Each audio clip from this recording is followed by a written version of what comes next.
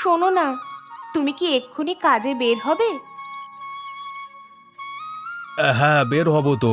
কেন বলো তো গিন্নি? কিছু বলবে নাকি? হ্যাঁ, তোমার সাথে কিছু কথা ছিল।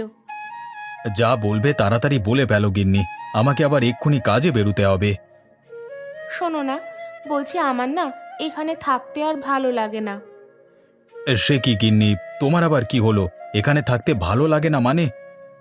জানো তো, তুমি বাড়ি থেকে চলে যাওয়ার পর ওই নাসিফা প্রত্যেক দিন আমাকে কথা শোনায়। নাসিফা মানে নাসিরের বউ? তোমাকে কি বলে? কি নিয়ে কথা শোনায়? সব সময় আমাকে টিটকিরি করে বলে যে আমরা নাকি তার জায়গায় বাস করছি, তাদের বাড়ির সীমানায় বাড়ি করে থাকছি।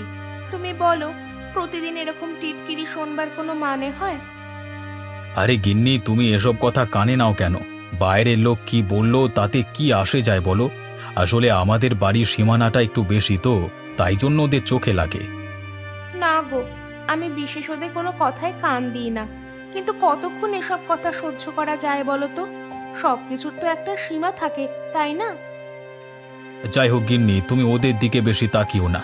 নিজের সংসার নিয়ে থাকো। ওরা দুদিন বলবে, তারপর চুপ করে যাবে। ওদের কথা শুনে শুনে শুধু শুধু ভেঙে পড়বার কোনো মানে হয় না।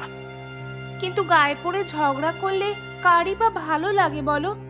আচ্ছা, একটা কথা বলো, সত্যি কি আমরা ওদের সীমানায় বসবাস করছি? সব মিথ্যে গিন্নি। আসলে জানো তো, মানুষের ভালো কারো সহ্য হয় না, বিশেষ করে প্রতিবেশীদের তো নয়। অতএব তারা সব সময় মিথ্যে বলে তোমাকে জ্বালাতন করতে চায়। তুমি ওদের কথায় কান দিও না। আমি আবার কাজে বেরুলাম গিন্নি। আচ্ছা, তবে এসো, তাড়াতাড়ি ফিরে আসবে কিন্তু। তোমাকে প্রতিদিন যে কাজটা করতে বলেছিলাম সেটা কি করছো? তার কোনো হেরফের হচ্ছে না তো? সে আর বলতে, আমি সকাল থেকে শুরু করে সন্ধে পর্যন্ত সুযোগ পেলেই টোন টিটকারি করি। হ্যাঁ, এই কাজটা করতে ভুলো না যেন। মনে রাখবে, তোমাদের যে করি হোক ওদের এখান থেকে খেদাতে হবে। আচ্ছা, তুমি আমাকে একটা কথা বলো তো, ওদের দুজনকে এখান থেকে উঠিয়ে তুমি কি পাবে? অনেক কিছু পাবো। তুমি কি দেখতে পাও না, আমাদের বাড়ির সীমানা আর ওদের বাড়ির সীমানা, এই দুটোর মধ্যে আকাশ পাতাল পার্থক্য আছে। হ্যাঁ, সে তো দেখতেই পাই।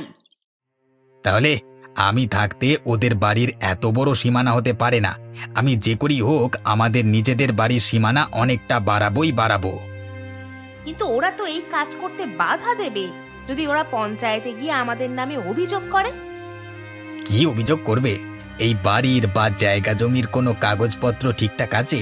সেই কোন যুগ থেকে আমি দেখে আসছি ওদের সীমানা ওরা ইচ্ছে করে বাড়িয়ে রেখেছে। মামদুবাজির জায়গা পায়নি নাকি? ও, তাহলে ঠিক আছে।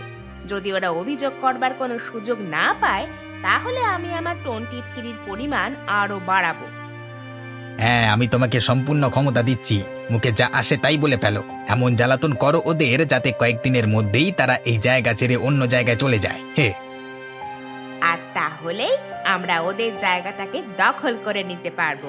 তারপর আমাদের বাড়ির সীমানা অনেকটা বড় হয়ে যাবে, তাই তো? একদমই তাই গিন্নি।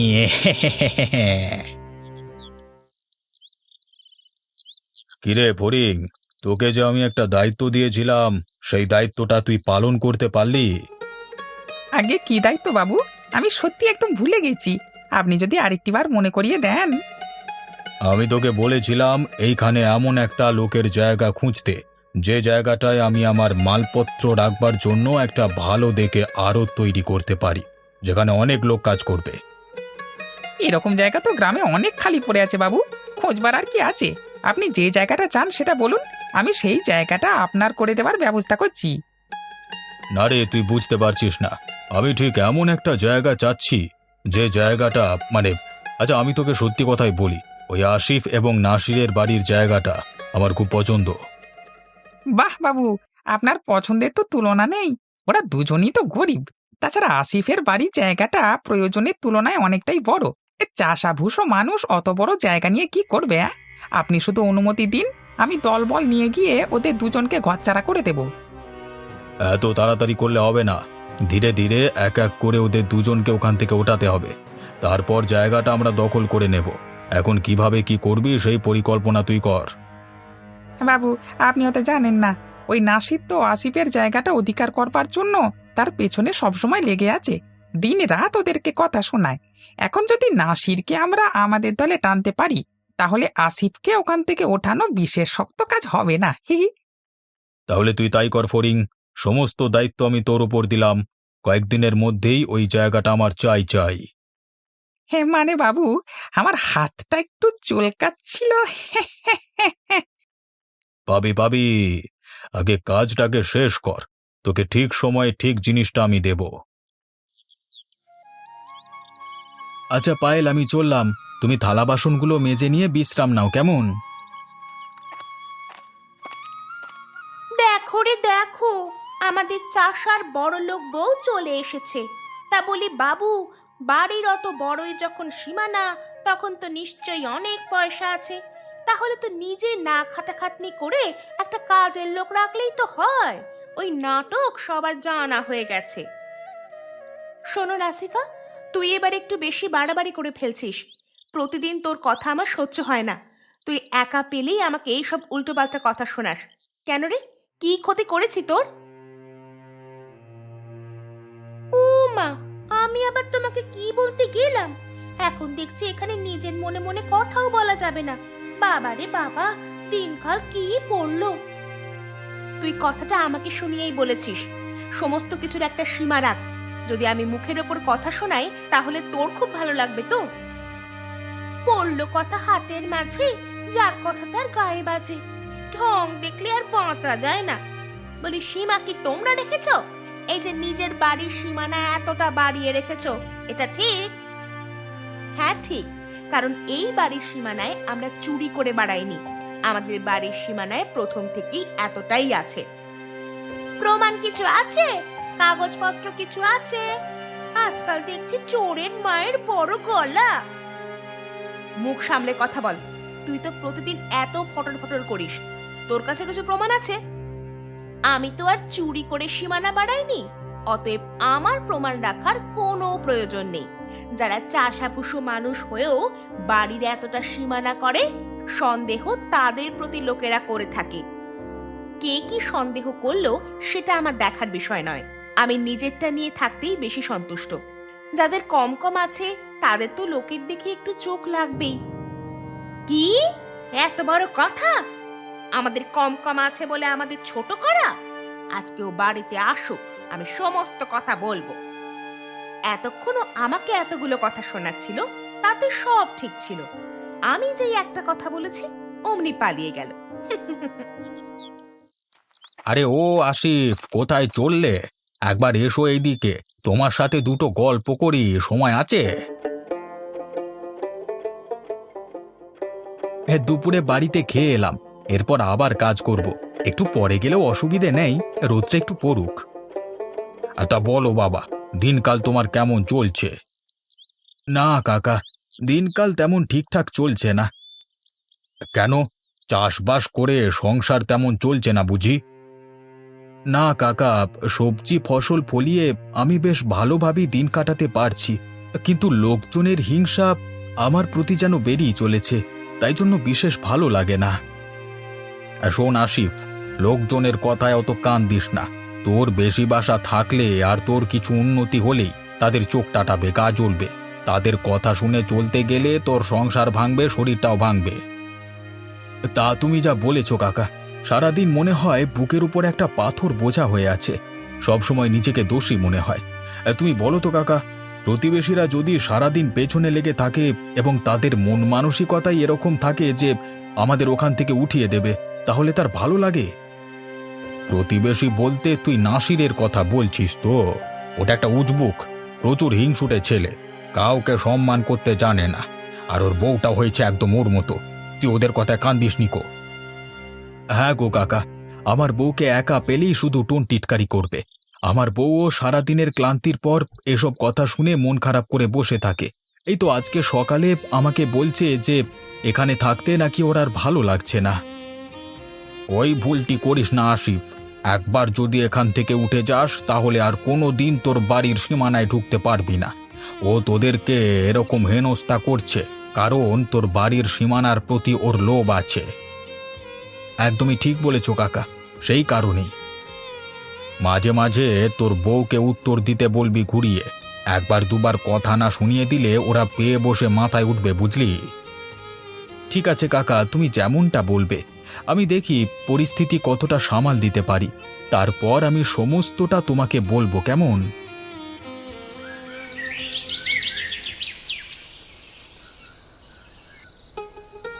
কি গো, আজকে তোমার ফিরতে এত দেরি হলো যে? আর দেরি হবে না কেন গিন্নি? আমার মাথায় একটা বিরাট বড় দায়িত্ব আছে। এই বাবু আমাকে এই দায়িত্বটা দিয়েছে। যে করেই হোক দায়িত্বটা ভালো করে পালন করতেই হবে আমাকে। কি দায়িত্ব সেটা আমার জানবার কোনো শখ নেই। তুমি শুধু একটা কথা আমাকে বলো, এই দায়িত্বটা পালন করলে তুমি স্বাভাবিকের তুলনায় অনেকটা বেশি টাকা পাবে তো নাকি? সে আর বলতে গিন্নি, বাবু বলেছেন আমি যদি দায়িত্বটা ঠিকঠাক মতো পালন করতে পারি তাহলে আমাকে রাজা করে দেবেন। তা কি এমন দায়িত্ব জানতে পারি কি? এই জায়গা জমি দখল। আমাদের গ্রাম থেকে দুজন পরিবারকে উচ্ছেদ করে সেই জায়গাটাকে আমাদের পণ্ডামশাইকে দিতে হবে, তাহলেই আমার জীবন পরিবর্তন হয়ে যাবে। কিন্তু যাদের জায়গা তুমি দখল করতে যাবে তারা কি সহজে তাদের জায়গাটা ছেড়ে দেবে? অবশ্যই না। তাই জন্যই তো তাদের পরিকল্পনা করে উচ্ছেদ করতে হবে। সেই পরিকল্পনা করতে করতে এবং আশপাশ থেকে একটু খবর সংগ্রহ করতে আমার একটু দেরি হয়ে গেল। এই এখন থেকে কয়েকদিন এরকম দেরি হতে থাকবে, বুঝলে তো? আমার খিদে পেয়ে গেলে কিন্তু আমি কারোর জন্য অপেক্ষা করতে পারবো না, এই বলে দিলাম। তাতে তুমি কিন্তু রাগ করো না। রাগ তো করবো নাই, উপরন্তু এই কাজটা যদি আমি সফল করতে পারি তাহলে তোমাকে আমি একটা বড় সোনার হার গড়িয়ে দেব, কথা দিলাম। তাই নাকি গো? তাহলে তুমি তাড়াতাড়ি কাজটা শেষ করে ফেলো। আমার একটা বড় সোনার হারের অনেক দিন ধরেই শখ।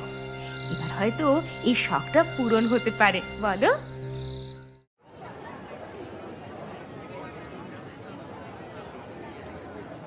আরে আলামিন, ইলিশ মাছ কত করে যাচ্ছে? ইলিশ মাছের দাম আজকে 1500 টাকা কেজি। তুমি নিতে পারবে? নিতে পারবো বলি তো তোকে জিজ্ঞাসা করছি। আমি কিন্তু ধার বাকি রাখবো না, হাতে হাতে টাকা চাই, তারপরই মাছ পাবে। ঠিক আছে রে, তুই তাহলে আমাকে 500 গ্রাম মতো মাছ দে। কত করে চলছে মাছ? 1500 টাকা কেজি। কত কেজি দেবো তোমাকে? আরে নাসির যে, তা কেমন আছো বাবা? অনেক দিন তো দেখা সাক্ষাৎ নেই। কেমন আছি দেখতে পাচ্ছ না? দেখা সাক্ষাৎ আবার তোমার সাথে কি করব? আমার তো আর ঘুরে বেড়ালে বসে থাকলে কাজ চলবে না। আমি সে কথা বলিনি বাবা, তোমার সাথে কিছু কথা ছিল। তোমার কি এখন একটু সময় হবে? কি কথা এখানেই বলে ফেলো, আলাদা করে সময় আমি কাউকে দিই না। আর তুমি যখন বলছো আমি বলছি। হ্যাঁ, আসিফের সাথে ঝগড়াঝাঁটি করে কোনো লাভ আছে? এতে তো তৃতীয় পক্ষের কোনো লোক এসে তোমাদের মাঝখানে ঝগড়া বাঁধিয়ে দিয়ে মজা লুটে চলে যাবে। আর তোমরা তো বড় হয়েছো, তোমরা ভেবে দেখো আমি যেটা বললাম ঠিক কি না। আপনি কি আসিফের হয়ে আমার সামনে জ্ঞান দিতে এসেছেন? আপনাদের জ্ঞান শুনতে আমি রাজি নই। আসিফকে বলবেন আমি ওখান থেকে ওকে তাড়িয়েই ছাড়বো। কারোর ভাট বকা আমি কানে নেব না। আপনি এখন এখান থেকে জানতো, ফালতু বিরক্ত করবেন না। সকাল থেকে যত সব চলে আসে। কি ব্যাপার বলো তো দাদা, সকাল থেকে এরকম মাথা গরম হয়ে আছে? সে তোকে আমি সব পরে বলবো, এখন তুই আমাকে মাছটা আগে দে। আজকে ইলিশ মাছের ঝাল রান্না করবে গিন্নি।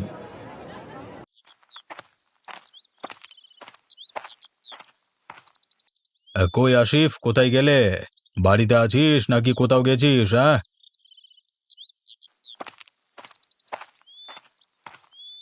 আরে বাবু, আপনি আমার বাড়িতে এসেছেন? আসুন আসুন, ভেতরে আসুন। পায়েল, তুমি বাবুর জন্য কিছু খাবারের বন্দোবস্ত করো। না না, আমরা এখানে খাবার খেতে আসিনি, আর বসতেও আসিনি। বাবুর তোর সাথে বিশেষ দরকার আছে। তা বাবু কি বলছেন মন দিয়ে শোন। হ্যাঁ বাবু, বলুন কি বলবেন। আসিফ, আমার তোকে বলতে খুবই খারাপ লাগছে, কিন্তু না বলেও পারছি না। আসলে তোদের বাড়ির এই জায়গাটা এবার ছেড়ে দিতে হবে। ছেড়ে দিতে হবে মানে? বাবু, আমি কিছুই বুঝে উঠতে পারলাম না। তোকে ভালোভাবে বুঝিয়ে দেওয়ার জন্য বাবু আছে, তুই শুধু মুখটা বন্ধ করে দাঁড়া। আসলে আমি আমার বাবার আমলের অনেক কাগজপত্র ঘেঁটে দেখছিলাম। হঠাৎ করে দেখলাম তোদের বাড়ির এই এত বড় সীমানাটা আমার বাবা কয়েক বছরের জন্য খামার করতে দিয়েছিলেন তোর বাবাকে। কিন্তু সেই খামার তো এখন আর করা হয় না, তাই এবার এই সীমানাটা আমাদেরকে ছেড়ে দিতে হবে। সে কি বাবু, আমি তো এ সম্বন্ধে কিছু জানতাম না। যদি এরকমই হতো তাহলে নিশ্চয়ই আমার বাবা আমাকে সে কথা বলে যেতেন। এই বাবুর মুখের উপর তর্ক করবি না। তুই কি ভাবিস বাবু মিথ্যা কথা বলছে? ইচ্ছে করে তোর সীমানাটা অধিকার করে নিতে চাইছে, হ্যাঁ?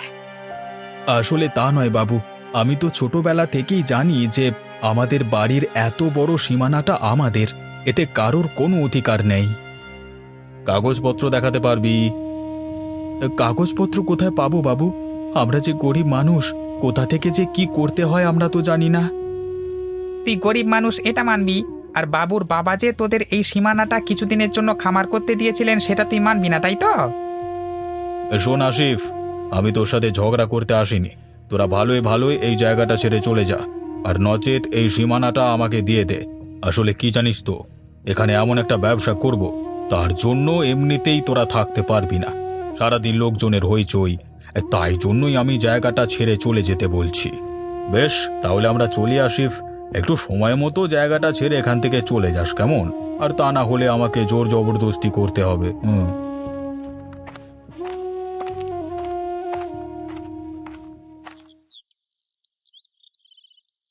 এই আলামিন, নাসির, যেমনটা বললাম কিন্তু এইখান থেকে মাটি কাটতে শুরু কর।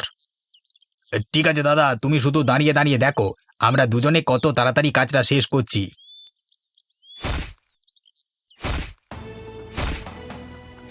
আরে কি দাদা, তোমরা আমার সীমানায় ঢুকে মাটি কাটছো কেন? তোমরা দাঁড়াও দাঁড়াও বলছি।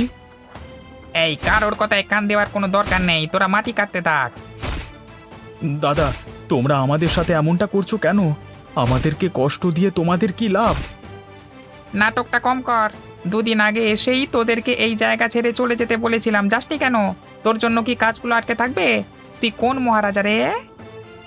তবুও তোমরা আমার সীমানায় জোর করে ঢুকে এ সমস্ত কাজ গায়ের জোরে করছো। বেশি ফটর ফটর করবি তো দলবল নিয়ে এসে ঠেঙিয়ে হাত পা ভেঙে দেবো, হ্যাঁ? চোখের সামনে থেকে সর বেটা, একটা ছোট লোক কোথাকার। ওগো, চলো আমরা এখান থেকে চলে যাই। ওরা কেউই আমাদের এখানে ভালোভাবে থাকতে দেবে না। আমরা বরং জঙ্গলে একটা কুঁড়ে ঘর বানিয়ে থাকবো। তবুও এখানে এইভাবে থাকবার কোনো মানে হয় না। কিন্তু ওরা তা বলে আমার এই সীমানা জোর করে অধিকার করে নেবে, এই জিনিসটা আমি কিছুতেই বরদাস্ত করতে পারছি না। ওদের সাথে লেগে কোনো লাভ নেই। ওরা ক্ষমতাবান লোক, এক্ষুনি লোকজন নিয়ে এসে আমাদের মারধর করবে। চলো আমরা এই মুহূর্তে এখান থেকে চলে যাই। ব্যাস, আমার কাজ শেষ। বেটার ছেলেরা অবশেষে এই জায়গা ছেড়ে কেটে পড়লো, হ্যাঁ?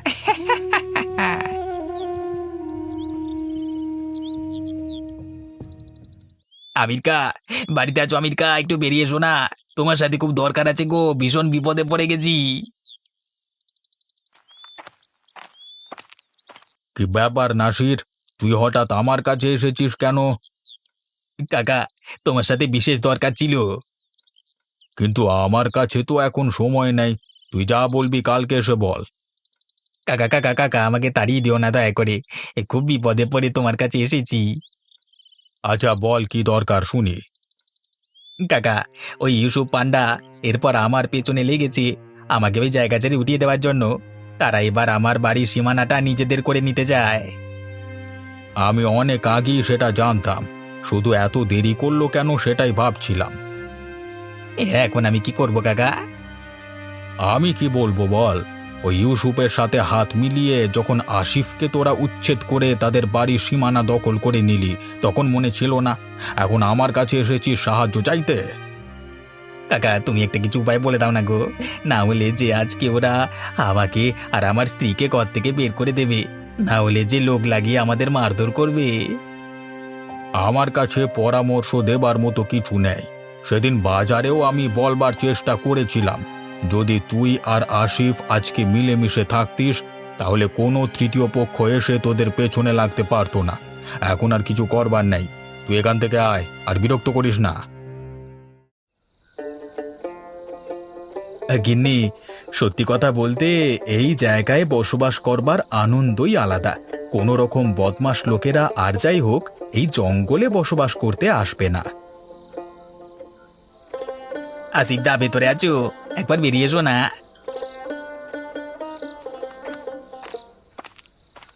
আরে নাসির, তুই এখানে কি করছিস? আর তোকে এরকম লাগছে কেন?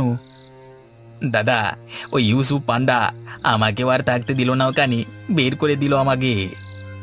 তার মানে এই সব কিছুই ওর চক্রান্ত ছিল। ও অনেক আগে থেকেই পরিকল্পনা করে রেখেছিল আমাদের দুজনের বাড়ির সীমানা অধিকার করে নেওয়ার। আমি প্রথমে একদম তা বুঝতে পারিনি, কিন্তু না জেনে তোমার সঙ্গে কত বড় ভুল করেছি আমরা। এখন সেসব কথা ভেবে লাভ নেই। তুমিও আমার বাড়ির পাশে এখানে একটা কুঁড়ে ঘর বানিয়ে নাও। আর হ্যাঁ, এখানে দুই বাড়ির সীমানা নিয়ে ঝগড়া করো না যেন। এখানের কোনো সীমানা আমাদের নিজস্ব নয়, সবই জঙ্গলের।